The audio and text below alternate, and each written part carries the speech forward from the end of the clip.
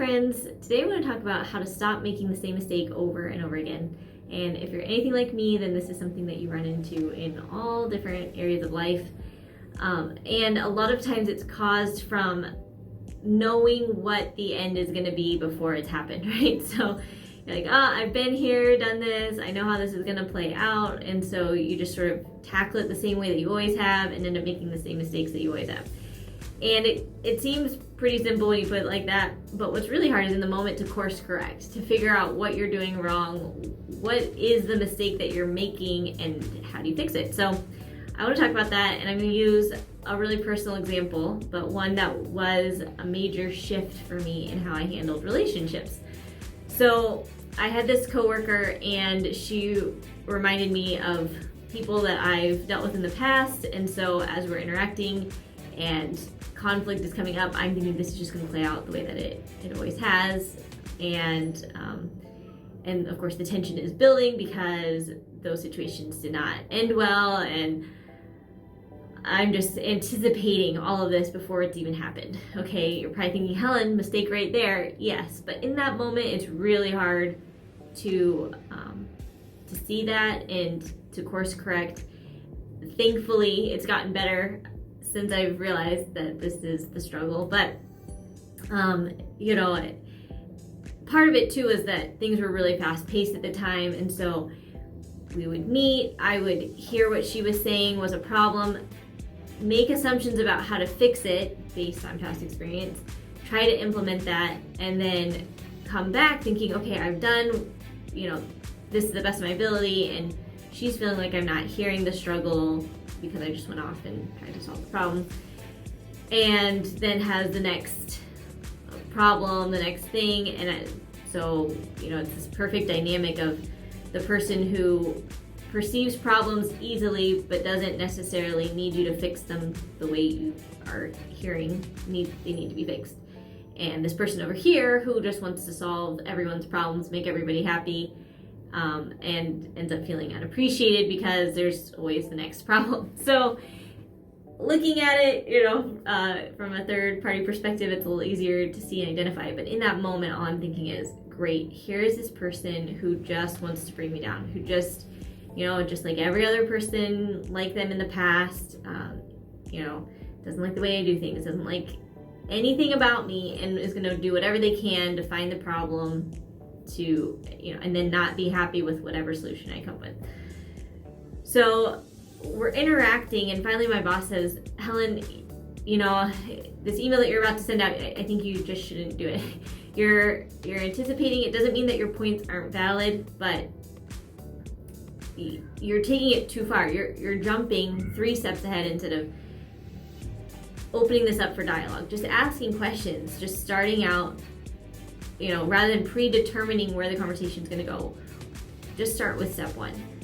And so that was a great wake-up call, and of course I'm like, well, I don't know how to do this, so walk me through it. And send a few different revisions and drafts, and finally, okay, oh, wow, really simple, just asking questions. So that was really great, and it helped me recalibrate and then focus on just that next step, and then the step after that, and the step after that. And surprise, surprise, it didn't end up the way that every other relationship like this has ended up. And that was a huge turning point for me to realize, okay, I don't have to keep making the same mistakes. And part of it is because each next step is critical, right, towards taking us to that end goal. And sure, we can both be contributors to it, but if we're not kind of evaluating and assessing each step that we're taking, we are going to just carry ourselves down that path. So here are my tips is, first of all, find someone who can offer a different perspective. So when you kind of feel yourself, I'm headed down this path that I always go down, find that person who handles these situations well, or maybe seemingly never deals with these situations. It's probably because they handle them in a way that you've never considered.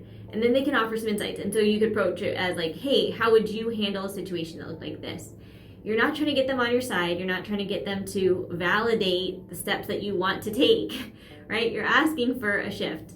So I think of Big Hero 6, where the big brother takes little brother on his shoulders upside down and shakes him all around and says, you need to shake things up. You need to look at things from a different angle.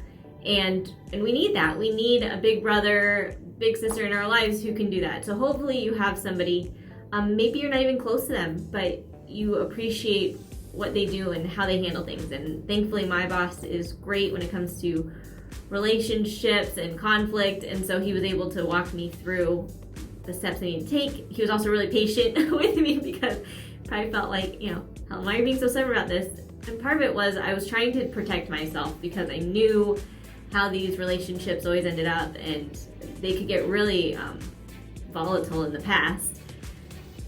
And I get yelled at and called names and things like that, so I was trying to protect myself from ending up in a situation like that.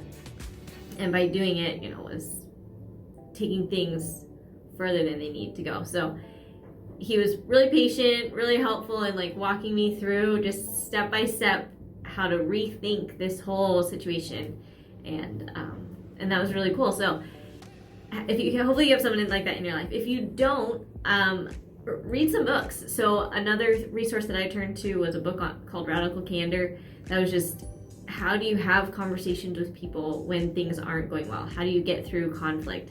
That was a really helpful tool. Helped me, again, shake things up, see things from a different perspective, and to realize that as someone with influence and who is a leader, I needed to be the one to change. I needed to be the one to figure out how to approach these situations differently.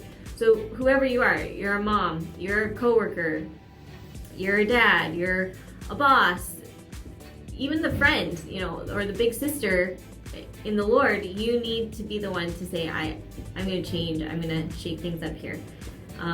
So it's worth it to take the time to get uncomfortable, to figure out how you can take the next right step.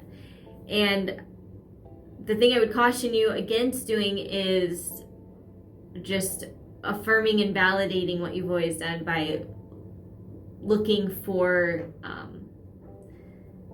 it's kind of information bias, right? Looking for the things that are going to validate what you've always done. So sometimes we can turn to scripture wrongly and say, well, see, scripture says this, and so that means I'm right in doing what I've always done.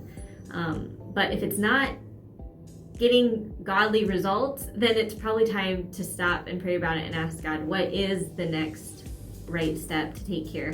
And how can I do it in a way that honors you? Because that is the goal of maturity, right? Is that we're glorifying Him. We are shining as lights in the world.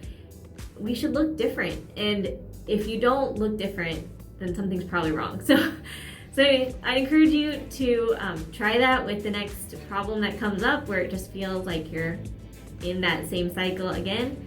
And if you have any questions, please leave them in the comments below. I'd love to hear if you have thoughts, if you've shaken things up and you can attest to how life-changing it was. I would also love to hear that. So thanks so much for watching, and I'll see you next time.